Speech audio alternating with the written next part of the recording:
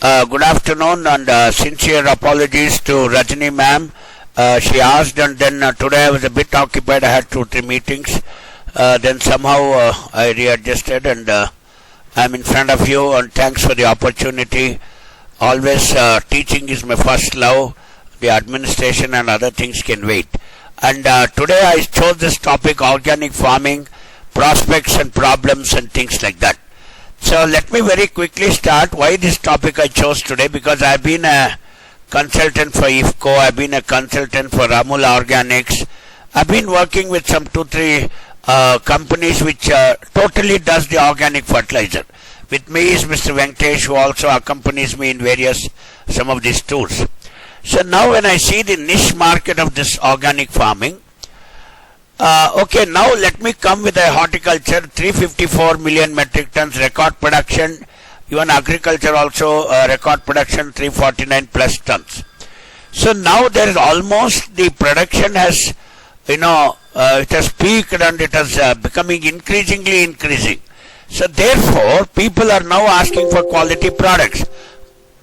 See, unless you would have a poultry industry, suppose maize production is peaking up. Why? Because people want more and more of poultry, they want more and more of animal proteins and so on. But now why people want to go organic? These are some of the questions we'll be asking. Okay. See, now the term natural farming and organic farming, of course not much different, a slight difference. See, natural farming means already there is a flora, there is a fauna in the rhizosphere, there is already a set of both the plants, animals and this sort of host plant interaction which is already available, and then the healing of the land and the purification of the human spirit is the same process. See, that means naturally, suppose you get a cold, so do you think that even without taking tablet the cold will persist? No. Within a week the cold comes down because it's a virus. Okay, it may be an influenza virus, it can be whatever virus. It will subside in 1 week, and because for any viral infection there is no cure, there is no tablet. So all the antigen and the antibody reaction which goes on in your body has to be triggered. So whether you take paracetamol or you take that other tablet, it may only improve this sort of interaction. Even in a natural farming, already the soil was enriched with organic carbon. We want at least 2% of organic carbon. Okay, we want the pH of the soil to be somewhere around 7, which is a very neutral pH. And then we want the soil to be rich in humic acid, amino acids. And many of these organic acids, they should be very rich. So once when they are rich in humic acid, amino acids and organic acids, okay, there will be a flourishing and highly good microbial growth. It can be rhizospirillum, azospirillum, it can be VAM, okay, vesicular arbuscular mycorrhiza, which does the phosphate thing. Okay, so all these things come under natural farming. See, that means even when I say natural health or natural farming, if I apply it to the human body without taking external, we have allopathy, Ayurveda, okay, then we have homeopathy, we have Unani medicine, so on and so forth. Everywhere down the line, the issue is whatever are your natural resistances, your genetic material, your genetic composition which has come, only preserving that, probably encouraging the antigen antibody reaction, and then you should be able to respond to some minimum drugs or surgery or anything.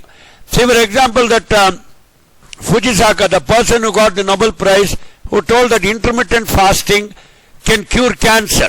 See, this is exactly what even our forefathers had told, Langanam Paramaushadam.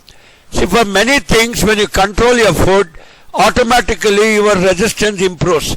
For example, people may take continuous insulin. You would have developed insulin resistance. So therefore, everywhere in a natural farming or in a human body, okay, preserving the predators, the parasites, the microbes which are very native to the particular soil, putting the crop residues back, avoiding stubble, burning, mulching and so on and so forth, and using less and less of the chemical fertilizers and pesticides. See what will happen when you put more of pesticides? You are killing even the predators and parasites, which may be beneficial insects. So you are not doing natural farming. What will happen when you put only inorganic fertilizers and with very little organic carbon of less than 0.2% or something? So the soil's structure and the electric conductivity of the soil is going to be affected. So when an organic content is about 2% in the soil, okay, it nurtures more and more better microorganisms, beneficial insects, beneficial predators, parasites, and the natural farming is going to occur. Yeah. So now very quickly we'll go. So I'll show you this table. The science part is different, but now I want you to understand the economics part and the beneficent part. So I will be sharing this paper with you. The net returns under community natural farming as under non-community farming. So the comparison here is, if I say paddy in Kharif gives 165.72 net returns, that means if the chemical farming was giving you 100 rupees, this gives you 165 rupees. That is how it should be interpreted. But in case of the Rabi paddy, okay, it gives you 114. So why is it like that? See, normally when I say the grain quality and the grain weight is better in Rabi season, but the Kharif yields are always higher in paddy. You can check it up with any agronomist. Similar thing, see for example, groundnut is grown both in Kharif and Rabi, almost similar yield. Cotton is only a Kharif crop. If it is an organic cotton, I was working for one BCI, PRDIS. Okay, they do better cotton initiatives. We should not use child labor. We should not use inorganic fertilizers, pesticides, and natural control. Okay, then cotton gives you about 265. That means the doubling of farmer income takes place with a good natural farming. Black gram also. But maize, what happens is, only the Kharif maize gives, the organic Kharif maize gives lesser returns as compared to the Rabi maize, because in the Rabi season the quality of maize improves, and obviously maize is not used as your table crop. It is used mostly in the poultry feed and for converting that to animal fat. Then the red gram obviously comes in Kharif. 400 times is the organic tur dal as compared to the inorganic tur dal, because that pod borer in red gram is a very serious menace. It can be controlled only with natural enemies, organic farming, and so on and so forth. Chilies again, okay, only 39.58% increase. Green gram, obviously, when you do the Rabi, there is an increase. So in most of the crops, except ragi, Rabi ragi is the one which is used for ragi mudde. Okay, nobody uses Kharif ragi. You should know some basics of agronomy. So therefore, in a nutshell, when I use this particular slide, organic farming with all drudgery, okay, then opportunity cost, high labor, okay, conversion ratio is high. In a longer run, it gives higher returns. But how to convince this with the farmer? I have been touring so many FPOs in the past 15 days. Everywhere I go, then I tried whether the coffee growers will shift to organic farming. They said nothing doing, coffee is fully under inorganic, not much organic. So people would like to shift, especially under vegetables, okay, which is a highly consuming area, okay, especially in vegetables, there is a niche area for organic farming. People want organic product because the vegetables are consumed. Similarly, in case of cotton also, all those things we have showed you here. Then see here, okay, the land equivalent ratios. See, if we use inorganic fertilizers and organic fertilizers, if you are using 2.81 unit of land, here you will have to use 3.33. So that means in the organic farming and this one, slightly you should be using the higher land unit. Okay, when you come to the percentage difference, I told you, okay, the profit slightly will be getting higher, 18.51 when you use a multi-crop, and 12% difference is there when you use a solo crop. Okay, this is how it goes. Now, this was a small slide, and we can even get a later slide. the annual growth of organic farming is decreasing, but the sales is increasing. What does it imply? It simply implies that the consumers are preferring more and more organic products, okay, but the annual growth of organic farming is decreasing because not many people would like to, give away their land for organic because they suspect it gets less yield, and most of the vegetables and all are grown in and around peri-urban areas. Yesterday I was near Dotbalapur in a place called Hadonahalli. So lot of real estate has come. See, a farmer has 5 acres. Each 1 acre of land goes for at least 2 crores. So he will happily sell 2 crores and put it in the fixed deposit. Even a government of India principal scientist does not get that much. So people are thinking that forget farming, forget natural farming, very high drudgery. What do I really get at the end of the day? When 354 million metric tons of horticulture already glut top of situation, then you tell the farmer you do value addition, you be a part of the integrated value chain and not a fragmented value chain, convert into pickle, jam, jelly, it's all not going to work for the farmers. That's what this graph says. Organic is making more money every year. In and around cities, if you go to Reliance Fresh, Big Basket or whatever it is, the organic products are getting a premium price. But when you sell it in bulk, okay, if you don't go for the retail market, you are simply a distributor and a producer in the supplying it to a wholesale market. You cannot tap the niche market. Today, everything is, we even SIM also, people say green SIM. Okay, then we have got organic eggs, then we have got organic seed. I was hearing. Even the seed is produced organically. That means, just like you do organic farming, even seed production, hybrid seed production, they say, even today, the seed production industry does not claim of an organic seed, which is very, very rare.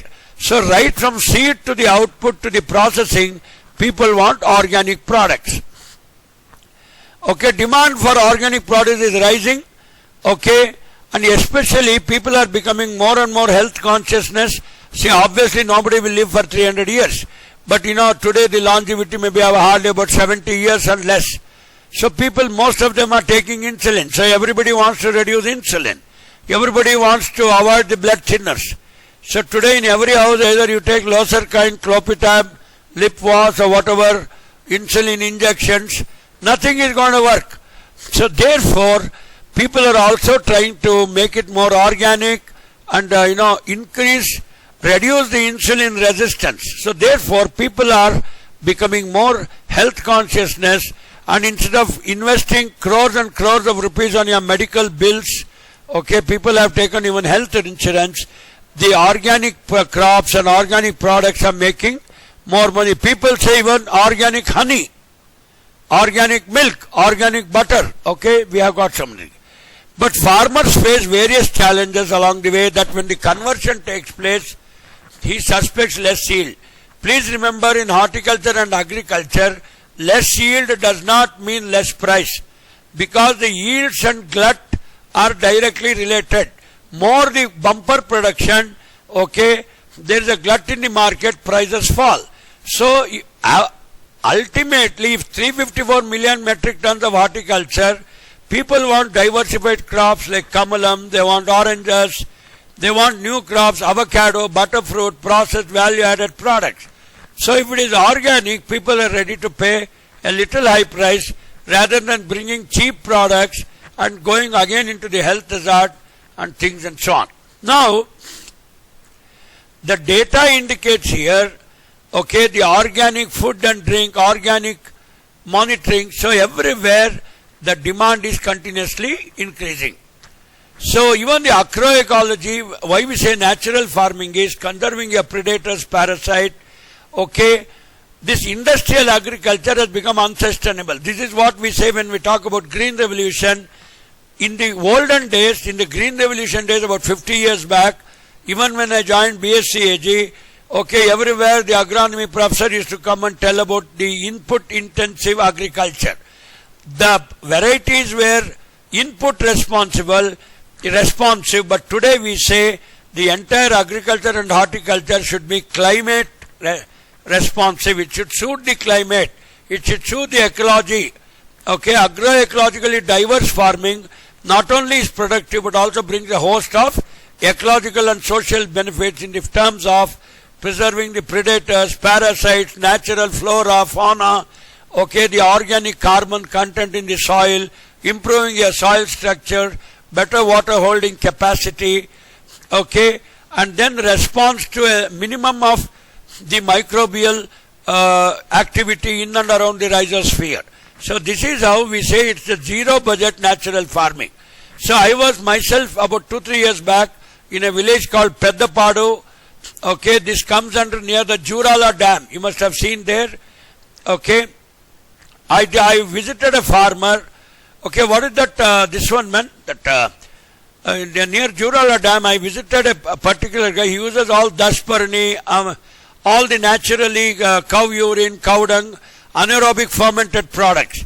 See, you know that the aerobic fermentation releases a lot of heat and toxicity, and all the organic fertilizers and biofertilizers are made anaerobic fermentation. We'll go into that. Okay, so the natural farming is also called ecological farming approach. See, suppose you are in Dehradun, okay, let us say you are in Chennai, you are in the height above the mean sea level is high. See, the photosynthetic activity is very, very sensitive. For example, why don't you get all this coffee, pepper in low altitudes? Because it prefers a high altitude. It's ecologically sensitive. People are trying to grow the vanilla. Vanilla also comes under high temperature. And as you already know that the photosynthetic activity, it almost shuts down before 11:30. So of course you don't have a clock and you don't know how to measure it. So after 11:30, not much photosynthetic activity. Very rightly in the Gayatri mantra, they have told Om Bhur Bhuva Swaha Tat Savitur. Savitur means sun. Tat Savitur Bhargo Devasya Dhimahi Dhiyo Yona Prachodhyat. All your organs, all your mind, all your brain, all the photosynthetic activity, the glucose formation takes place before 11:30. So therefore Surya Namaskara for the human beings and all the plants also will be very active before 11:30. So everybody should enter the farm early in the morning and not like the government office slowly coming at 12 o'clock.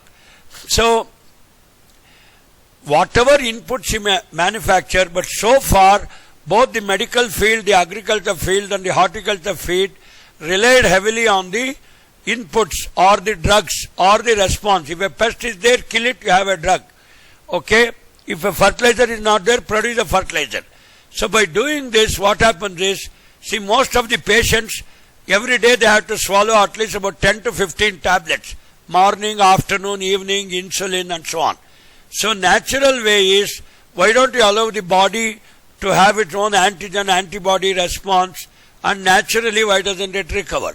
So this is what in farming also we have been keeping the land healthy and keeping the people very healthy for doing that. So it is called Paramparagat Krishi, it can be called Prakritik Krishi, it can be called cow-based natural farming with more cow dung, Shashwat Kheti, sustainable agriculture, chemical free agriculture. So the government of India is promoting this sort of thing. It's also called Paramparagat Krishi Yojana, a lot of subsidies are given. So financial assistance about 12,200 per hectare for 3 years. Okay, we also are promoting this with the cluster-based business organization called the CBBO. I've been doing it myself. Capacity building, training them. I'm a natural farming certificate trainer from Manage. So I keep training people, certification. Okay. Now, as of now, an area of 4.9 lakh hectares is covered in 8 states and about 4,990.99 lakh has been released. So you know that our total Indian area is 625 million hectares, of which around 200 million hectares is coming under agriculture. Out of that, slowly the conversion is taking place in and around the cities. So what are the benefits? It reduces cost of cultivation, reduces water requirement, because already soil moisture is high and all those organic carbon and all the other organic matter, it holds the water and releases it slowly over a period of time. So the climate change resilient, that means today we talk about the NICRA project, National Initiative in Climate Resilient Agriculture. So all our inputs, all our varieties, all our agri and horti should become climate sensitive and not only input sensitive. Rejuvenation of farmlands. Today most of our farmlands, because of industrial agriculture, are dead. There is no flora, no fauna. Okay, even the snakes are not there, they also run away. So the natural, we had the ant hill. Okay, we had the most of our earthworms. Where are they now today? See, earthworms were called the farmer's friend. Okay, available desi covers valuable resource, helps in arresting growing needs of fertilizer and reduce subsidy burden. So, but in spite of all this, I was asking this question to my economic friends. What do you do if 100% people start doing natural farming? Whether the demand for fertilizer will come down or the fertilizer industry is going to be closed, whether the pesticides industry is going to close. Alarmingly enough per se, people are using the IPM and the IDM, integrated pest management, integrated disease management, even the pesticides and other things in the natural farming are highly selective, seeing the predators and parasites and the beneficial insects, the sprays and the control measures. It can be agronomic, chemical and all are going to be given. So there are some similarities between organic farming and natural farming. Organic farming is using the organic inputs, whereas natural farming is going to emphasize on the flora and fauna, which has to be preserved in a particular soil, so that the little organic or any microbial stimulant, or decomposer, okay, or cocoa peat, whatever, humic acid, there are so many formulations which has come. I can go on naming the things. And then we have Sasya Poshak, we have microbial biofertilizers, okay, with a dilution of 1:5, 1 liter of that formulation with all full of microbial enzymes and microbes, dilute it 5 times, okay, put it in the soil with lot of organic matter, and obviously the microbial growth is going to be good. So we should always use the local breed. See, for example, our Ongole breed, okay, that semen was smuggled in Brazil. See, because all the native breeds of cattle or seeds, they are more climate sensitive, more climate responsive, and they are suitable for a particular agroecological zones. You know that we have the 125 agroecological zones in this country. So we want most of these natural farming products, means not bringing a seed from Africa and trying to put here. So not bringing a seed from a temperate region and putting it in a tropical region. So that, my horticulture colleagues call it as tropicalization of temperate varieties, temperization of tropical varieties.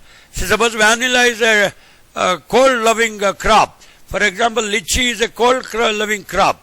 We tried to grow lychee even in and around Bangalore, but you don't get the taste. For example, the Raspberry mango is a native of Mysore. That's how the GI has been given. Okay, Malgova is more native to Tamil Nadu. The Kesar Alfonso is more native to Gujarat. The Gir region, where you have the Gir lions also. Maharashtra, okay, Ratnagiri Alfonso. So everywhere, and Jagadalu, you have Bihar variety, then you have Langra variety. They are all very local and native to the particular region. You can't bring Langra variety and put here. Gulshan, what is that? The Jagadalu. That is for which district? In Bagal, yeah. See, I have a Bihar colleague of mine, he's here. The Jagadalu mango is very, very close to the Bhagalpur district in Bihar. You might want to try it here, but we recommend that nobody tries it and try to improve the thing. Yeah, give the key to him and I will go. Thank you very much. So, similarly in vegetables, grains, pulses and other crops. So, we say Gunturu, Guttonkaya, Gunturu, Mirpakaya. See, Guntur is a native of chilies and all that round blue brinjals. Then we say Eringere long. Okay, Eringere is a place very near Goribudnur here. Okay, where we get that green long brinjals, which is used for Wangibath. Wangi is the name coming from Marathi. Wangibath means brinjal rice. So like that, every one minute. Every crop, I'll have a sip of water. every crop is a native to a particular region, and the soil microbes,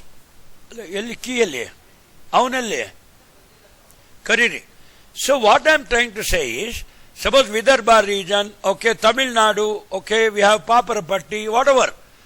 Every region has got a local microflora, a local fauna, and even microbes are very, very local to a particular soil. The natural microflora, all those things have to be very carefully examined, and a package of practice has to be evolved in natural farming.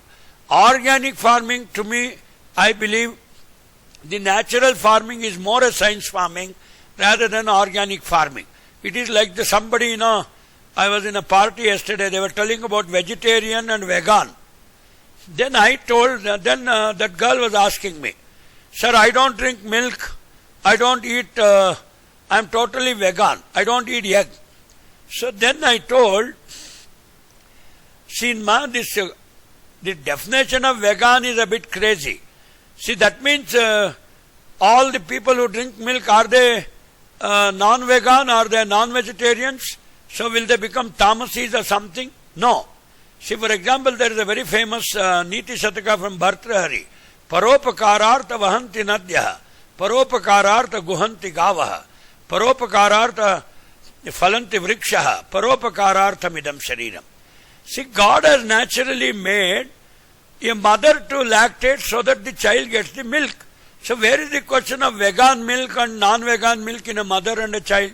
Similarly, a cow milk is produced for the calf, and it also produces a little excess. See, for example, the Murrah buffalo can give you up to 12 liters of milk. Holstein Friesian can give up to 12 liters. See, at a time it can produce only one calf. Unlike, any other things like goats or pigs, it does not produce hundreds of them, or 12 or 15 of them. So therefore, 12 liters of milk with the present capacity without oxytocin treatment for the cattle, okay, even very conservatively with all the organic methods, if it is giving about 6-7 liters of milk, I don't think a calf will be consuming 6-7 liters of milk. With the present animal husbandry practice, the milk is definitely in excess, and that is how the cow has been evolved through evolution. So there is nothing like vegan. And remember, if you eat any other part of the body of an animal, it's called non-vegetarian. But the milk is an exudate of the human body. Of course, you cannot eat sweat and you cannot eat urine and shit and things like that. But some exudates like milk, okay, the lactation is an exudate. Lactation is done only to give you nutrients. So therefore, the concept of vegan, non-vegetarian and all itself is fastly vanishing. Sunita avana Gulshanna kardu key kodi avana hogi ನೀವು ಮೇಲಿದಾನ ಅವನು ಠಾಕೂರ್ನ curry. So organic farming I've already done. So in natural farming, okay, we look at the microbes and then the flora, fauna, then soil surface structure. But in case of organic farming, okay, I believe that you simply dump the organic products, cow dung, compost, farmyard manure, okay, without even understanding the microflora or the microbial culture, whether it is Rhizobium, Azospirillum, okay, and or mycorrhiza, all those things. So now similarly, organic farming may have a slight adverse effect on surrounding environment. Okay, see, now in organic farming, suppose this BBMP, yesterday in the morning somebody was saying, BBMP is selling all its wet waste, dry waste, they convert it at least some 800 rupees for 1 ton, they will give you the organic matter. But it may have so many other diseases, and it may have toxicity, not so suitable for the soil. So simply by dumping all the BBMP waste, thinking it is all organic manure, you might not get it. Natural farming, I'll put 2-3 microbiologists, agronomists, okay, a lot of awareness about the soil earthworms, the microbes, the flora, fauna, okay, organic matter content, and definitely the organic product, the BBMP waste, may also it may harbor a lot of diseases. It may start spreading diseases of the plants, animals and human hazard. So to me, in this thing, the natural farming looks more organic farming and a safe farming, ecologically sensitive, and definitely not the organic farming putting BBMP waste per se. Thakur, wo chabi le lo, main aa raha hu, class ho gaya. So definitely in organic farming and natural farming, see, I told you farmyard manure versus indigenous cow, Jivamrita, Ghana Jivamrita, Bijamrita, mulching, okay, many other kashayams are also made for health, okay. Organic farming may be chemical free, okay. Then obviously the demerits are huge quantities are required. I told you 800 rupees per ton, you can go and buy it from BBMP waste, okay. Then but in case of natural farming, okay, there is a better income, better intercrop with symbiotic relationships can be worked out, okay. Then we have a totally chemical free product. Just because I put organic BBMP waste, I cannot say it is chemical free. See, because lot of chemical toxicity and residues, who has tested? BBMP does not test. So here in case of natural farming, you may have a possibility of lower yield, but more cumbersome drudgery, okay. And this certification of organic products and natural products is a very, very tricky issue, except some Reliance big basket, when you do this internet marketing, there are some niche areas you do. Chemical farming, obviously, synthetic fertilizers, very heavy irrigation, high yielding varieties, most of them are monocrops, health hazard, unsustainable and loss of biodiversity. So this is how we go. So in natural inputs, toxic free material. So why I say that organic farming is also not natural farming? Because the BBMP waste may be coming from some industry, or you go near that Arkavati and Rishabhati river, very near this Rajarajeshwari Nagar. Oh my God, there is so much of foam, froth and all those things, highly toxic. And sometimes when you eat amaranthus and all these things grown under the sewage water, it gives a very dirty smell and definitely more toxic. If you check out, the residues will be more and you are doing it. So soil mulching, okay, you should do multiple cropping, not only reduce the risk of crop failure, continued income. So a diversified farmer in natural farming is better. So in this particular session, I wish to use the word natural farming rather than just organic farming, which has created a hype. So now there are 4 pillars of natural farming. One is Jivamrita, okay, Achadan, mulching, Vapasa, moisture and air. That means putting the products in such a way in mulch and other things to facilitate more moisture and air. Bijamrita or Panchagavya. Okay, Panchagavya obviously is with cow urine, cow dung. Okay, when we take organic seed treatment. See, when we have our some big festivals like Upakarma and other things, they give you Panchagavya. What is Panchagavya? Okay, it is nothing but curd, milk, okay, cow urine, some little bit of cow dung. Okay, how much ho gaya? Cow urine, Panchagavya bolo yaar. Cow urine, cow dung, milk, curd and honey. 5. This is called Panchagavya. Okay, Panchamrita is different. When you say Panchamrita, the Abhishekam given to God, it is again milk, curd, honey, okay, sugar and ghee. So when you put all these things, you get Panchamrita. When you want to do Panchagavya, obviously you have to put that cow urine and the cow dung a little bit, fresh cow dung. So believe it or not, so why Panchagavya is given, before we start our Upakarma or anything, any puja or anything. The moment you take Panchagavya, oh my God, it is the first urine, toxic urine of the cow.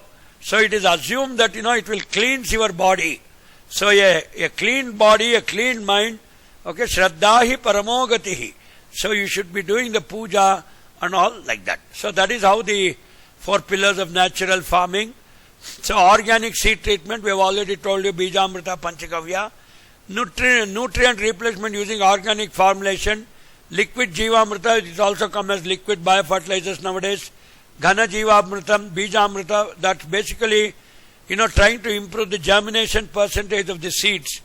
Okay, mulching with organic materials, live mulch and non-live mulch. Okay, you can take compost which is so not live mulches, maybe green manuring, daincha, sun hemp. Okay, then proper maintenance of soil moisture. See, again and again, you can just turn the soil, put more organic carbon, so to facilitate vapasa, that means soil moisture and air. Then minimum tillage, cover crops and intercrops. Obviously, it conserves both moisture and nutrients. Then intercropping, mixed cropping, and multi-story cropping is to harness the nutrients at different layers and depths of the soil. Then, for example, pest and disease management using cow and natural plant-based preparation. We have astras, Neem Astra, Agni Astra, Brahmastra, Dashaparani. Okay, Datura, then Sitafal, then Tulsi, so many other Neem. Okay, and then they also use cow urine. This Dashaparani, I visited one plant. So they take cow urine, collect it, and then, when they have at least about 50-60 liters, they do anaerobic fermentation to remove the toxicity of this cow urine.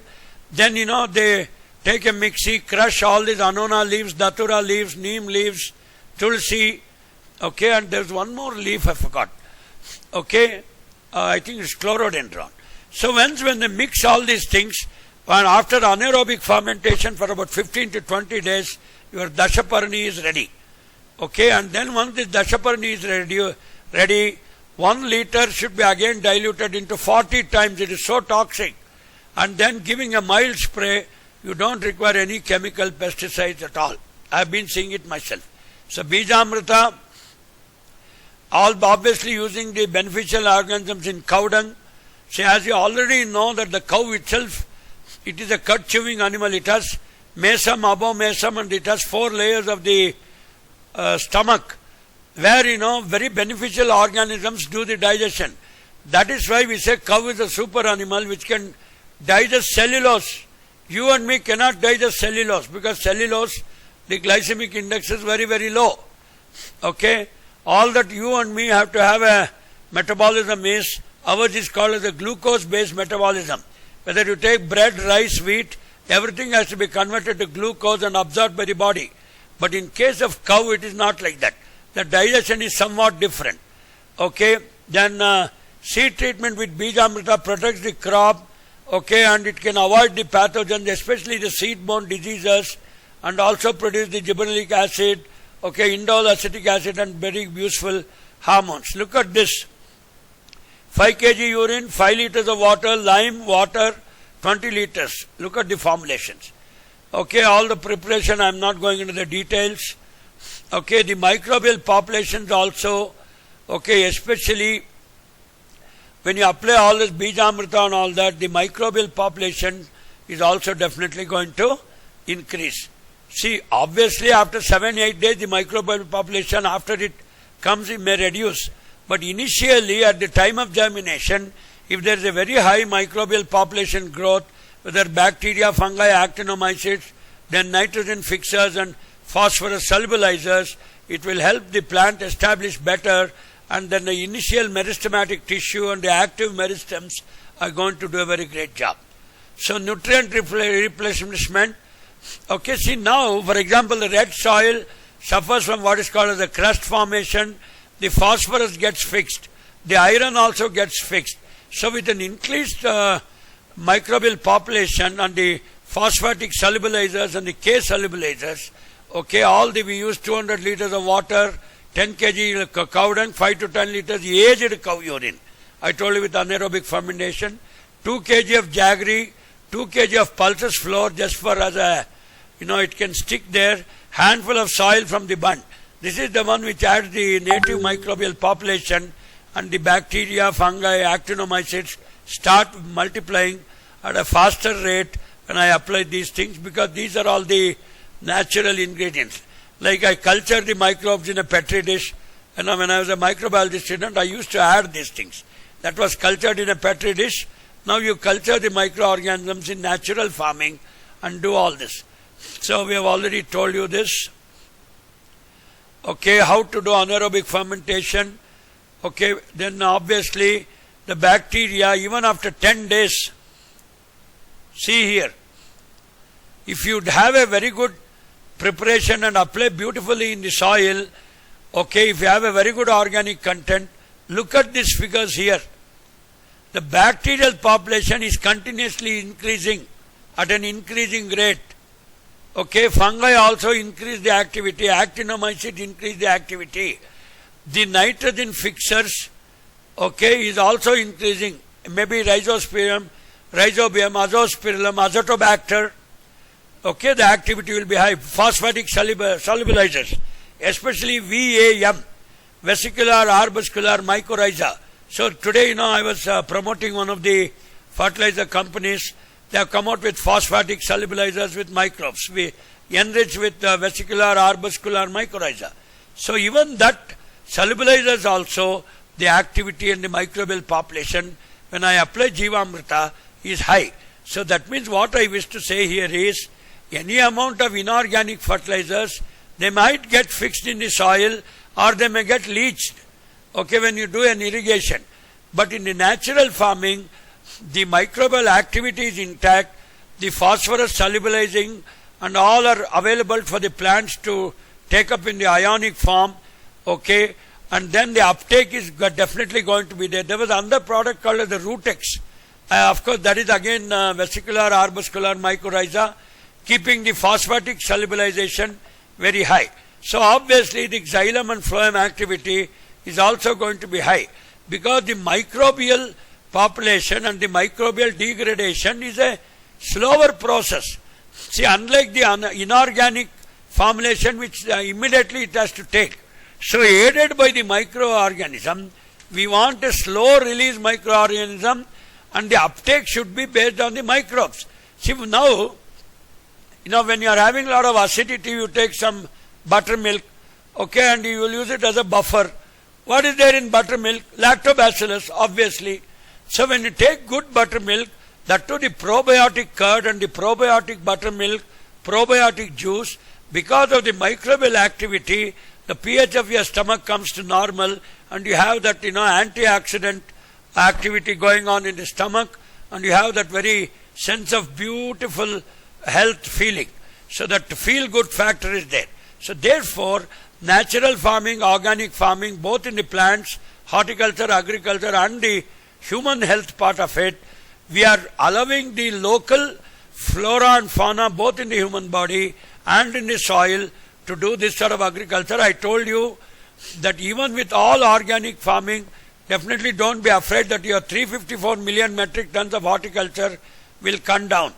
Initially it may come down a bit, but you will have a better sustained yield levels, and because of the quality of the produce, you will have a niche market, you will have a better pricing, and definitely that is going to be your revenue model.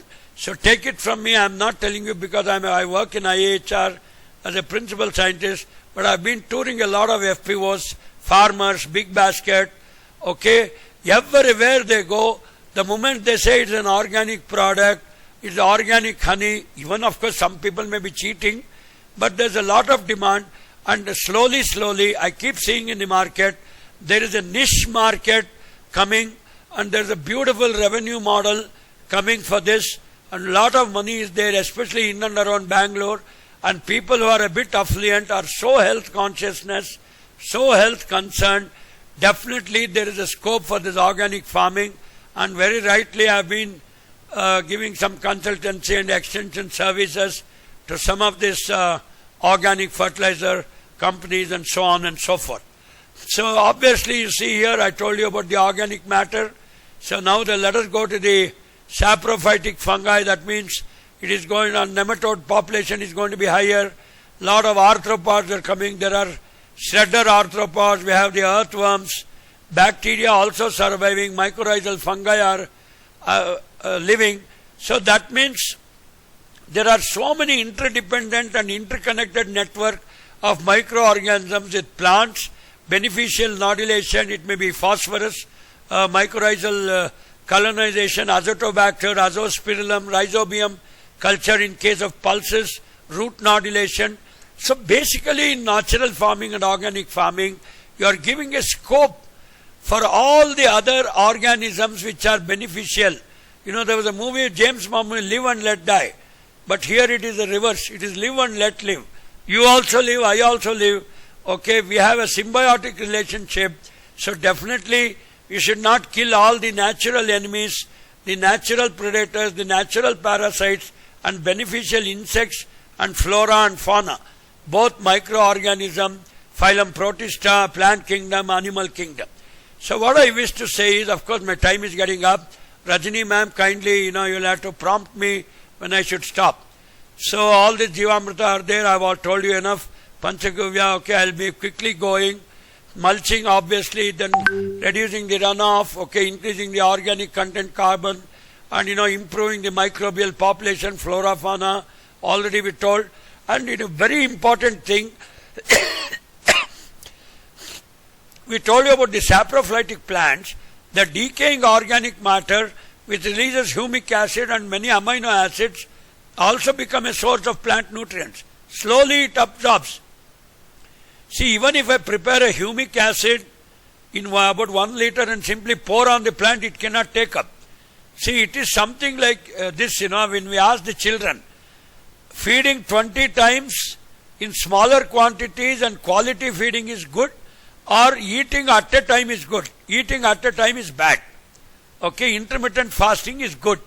Okay, if you want to have your sugar and BP under control, you should eat slowly, steadily, with nutrient things. Simply eating on big ragi mudde will not help. Today it's all quality food. You see the dining table of very cautious people.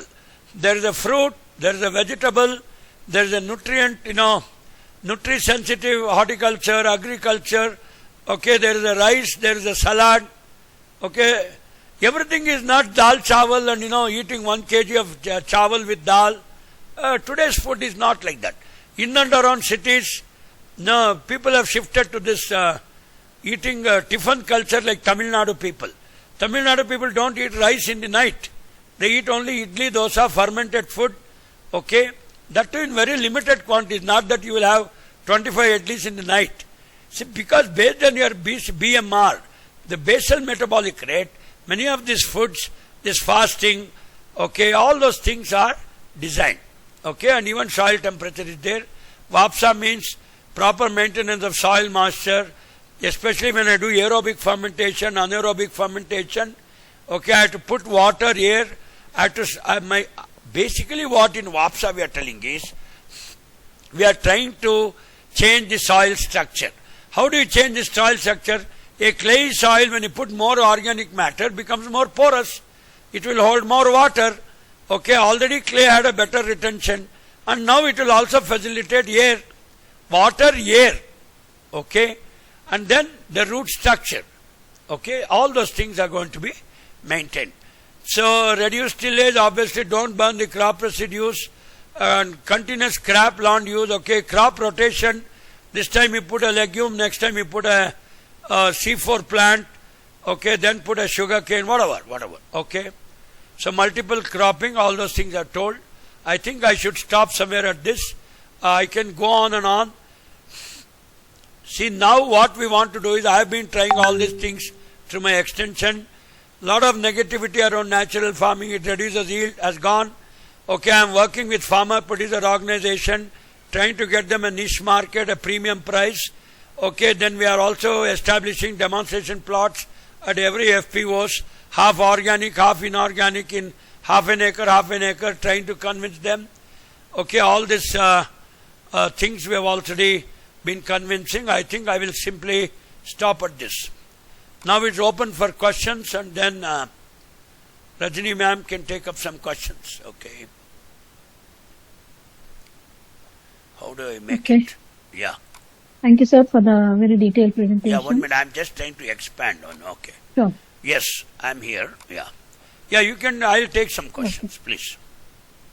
Yeah.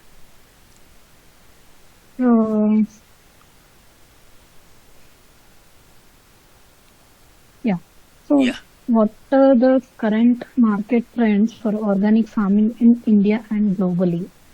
See, now if I take 6,48,000 villages are all my producers. So very big cities like Bangalore, Chennai, Calcutta, Mumbai, Delhi, Gurugram, Noida, they are all my markets. So, if it is a horticulture produce, if it is an agriculture produce, the health consciousness is more in the cities. Obviously, a villager is not so health conscious, and definitely since he is a grower, he will have a small piece of land to grow his organic produce. And the rice you and me eat, normally it is the Rabi rice which is more tasty. Basmati rice comes in Rabi. And very good organic vegetables also farmers grow. But unfortunately, the urban markets and the urban consumers, let us say software engineers, who are predominantly in cities, they have become so health consciousness, and they have a lot of purchasing power and money also. And many of the software engineers, some of them, we see that their sterility is increasing, cancer is increasing, some health issues are there, they are getting heart attack at the age of 45. So because of many of these other factors, they are demanding more and more of the organic products and natural products. So this is where our niche market is there. Okay. Next question. Yeah. And how does organic farming compare with conventional farming in terms of profitability and sustainability? See, I have already shown you the figures. I took a research paper for your purpose, and I am sorry I could not confirm this meeting in the initial stage. I had a couple of meetings. See, now the profitability in many of the crops is more than 100%. That means if I say it is the ratio between the conventional farming with non-conventional natural farming, it is definitely high. But definitely it is a bit labor intensive, and farmer has to struggle a bit because he should be very cautious. See, unlike the other unconscious chemical farming, put some crop in the Green Revolution, dump it with fertilizers, and of course, in the Green Revolution days, we had an assured market. See, for example, Punjab farmers, why do they go only wheat and rice? Because it's very heavily subsidized. You have input subsidy, you have output subsidy, you have got market subsidies and market intervention scheme. So therefore, that is not a market-led extension or a demand-driven agriculture and horticulture. That was there in the Green Revolution days. But today, all the subsidies are removed. We have bumper and record production. There is glut in the market, and people are having more purchasing power. Therefore, if you want to compete in this sort of a market, you have to produce products which are consumer oriented and what the consumer preference. So if you don't produce all this organic and all that, if you don't see your niche market and produce, you will be simply wasting your time. In Telugu there is a statement, Kshanam Tirika ledu, Damudi Adayam ledu. See, you are putting effort. It is something like a student who studies the exam. You have to study very strategically and get good marks and an IIT seat. Simply not studying for 25 hours and not even getting a first class things. Today students are strategic, our farmers are strategic, Indian agriculture is strategic, Indian horticulture is strategic because of the supply chain, value chain, and the people are health consciousness, all the awareness is there, the purchasing power is there. So obviously today it is a very strategic market. We cannot be so foolish and dumb. Thank you.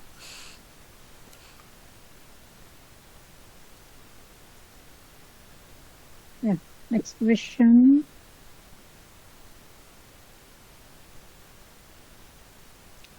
Yeah. What are the key challenges faced by organic farmers in certification and market access? Yeah. This is a very important question. Certification, they have a lot of issues. See, now an organic farm is going to be certified by APIDA. There are other certifying agencies. We have one in Hyderabad, the Center of Sustainable Agriculture. Dr. Ramanjanailu is my classmate. So he runs that certification. There are various certification agencies who are very, very strict. You cannot get an organic certification unless from the past 3 years you are organic. Second thing is, you cannot cheat. Third thing is, even in the market, everybody is not going to see your certificate. Suppose if I have to put my produce in Big Basket, Reliance, More or Fresh, and if they are going to source my organic products, obviously the inspectors are going to check. Unless I have a, because many of these certification is arranged by Reliance and Big Basket, Amazon for example. They are going to arrange it. So obviously anybody cannot take a product and say because nitrogen and other things are taken in the ionic form and you cannot identify the organic product and inorganic product. The certification is a very big issue. And many farmers, they work like things, but the certification requires not only a lobby, a little bit of money, network and synchronization. Therefore, we are trying to get a CBBO, cluster-based business organization, and FPOs itself to get a certification. Second question you asked is about the market challenges. Even today, except some big, supermarkets where, this grading, standardization, packing has been done very systematically. Okay, organic product, inorganic product. Simply if you go to a APMC yard or you go to a big mandi or a city market, you cannot identify the organic product with the inorganic product. So that means, although you are so many million customers in a big city like Bangalore and Calcutta, you are not structuring your niche market. This is where the farmer producer organizations have failed. So today we have about 10,000 farmer producer organizations, and very recently I have been a consultant for many of the companies. I tell every CBBO, kindly organize yourself, kindly search for niche market. Don't go with that middleman and throw your vegetables in Kolar or throw it in front of Vidhan Savada. That is not the marketing approach. So although a little bit difficult, organic farming and natural farming products, you have to tap the niche market, for which you require a network, for which you require a federation, and it should be done like that. If you are not organized into an FPO, if you are not organized as a CBBO, cluster-based business organization, you cannot do any business. Simply producing, simply becoming intelligent does not make you smart, or it does not get you success.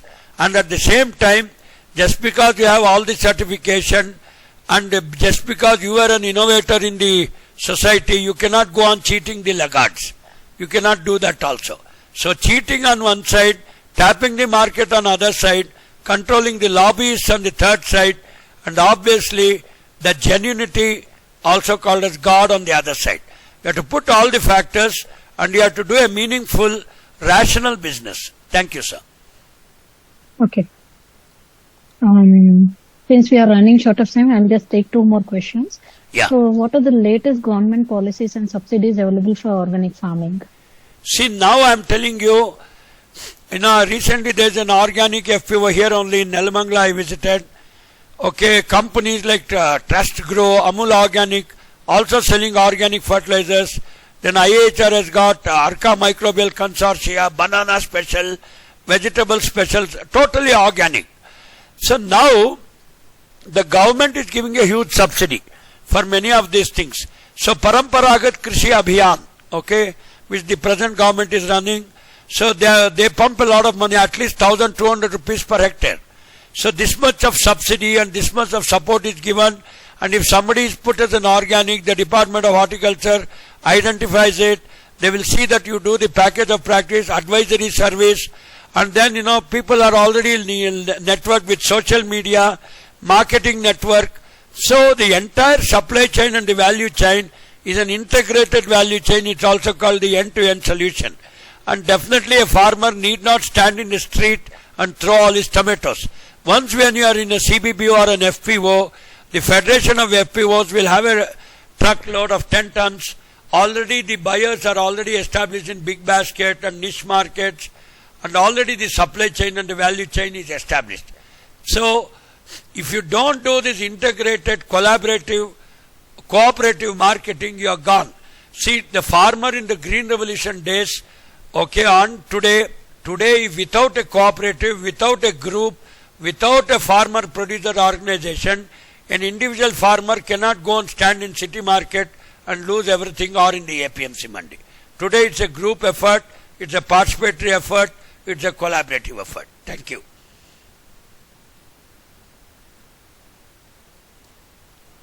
Okay.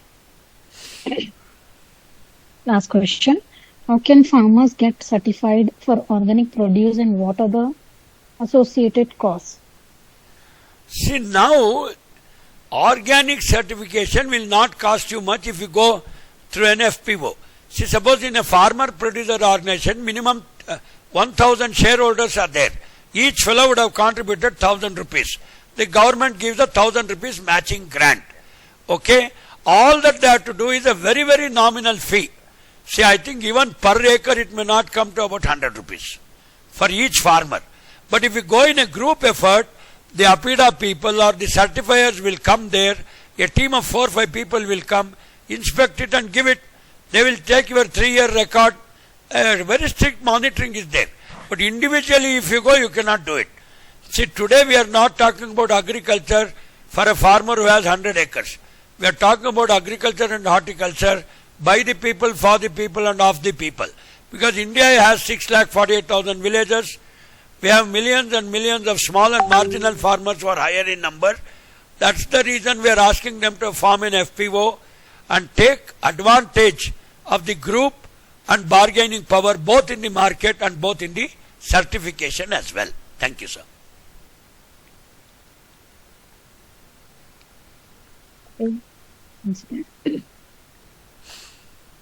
Yeah, I'll take this as important title. I'll take this last question. Are there any new initiatives to connect organic farmers directly with consumers or export markets? No. See, now, no. You repeat, what are that consumers? What did you say? Export markets. What's it? I'll repeat. Yeah. Are there any new initiatives to connect organic farmers directly with consumers or export markets? This is a very important. So many houses are there, I can even mail a list to you. See, today there are FPOs only for export market. Okay, there are, for example, the broccoli, the bell pepper, okay, and the English cucumber gherkins, okay, which is in and around Bangalore climate is very good. They all go 100% export to the European market. Totally organic. You know, one Dr. Nagegoda is there, he was my BSAG classmate. Okay, he has a PhD in horticulture. He runs it very near Manchenalli, very near Goribidnor. Thousands of such export houses are there which have captured all the niche market in Europe, Middle East and all that. So all these people grow in protected cultivation, polyhouses, totally organic, okay, and they are all profit oriented, mind you. And many of these products, including the Kesar Alfonso mangoes, which are totally organic, they are not available even for the Indian market to eat. So what is not exported is given to the Indian market. I am sorry to make this sarcastic comment. There are niche producers, niche market, niche network. Today it's a very high value business. So some people produce only for the Thailand market, some people produce only for the UAE market, some people only for Dubai market, some niche products. So therefore a lot of producers are there, even FPOs are produced.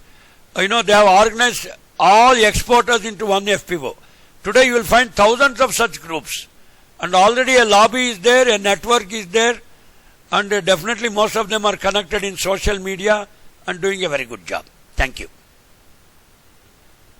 Okay, sir. So I don't see any more questions. Fine. So very sincerely my apologies to Agri Information. I could not confirm because I had it today. I had some meetings.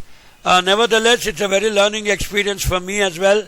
And very recently I've been doing all this organic farming FPOs and then organizing them. So I thought this should be the topic of current interest. And sincere thanks for giving me this opportunity. Hope to convert, sync more and have a knowledge sharing in future. Thank you, ma. So nice of you. Right. Sure, sir. Thank you so much. Thank you for joining at last minute. Yeah. No issues. Thank you. Good luck.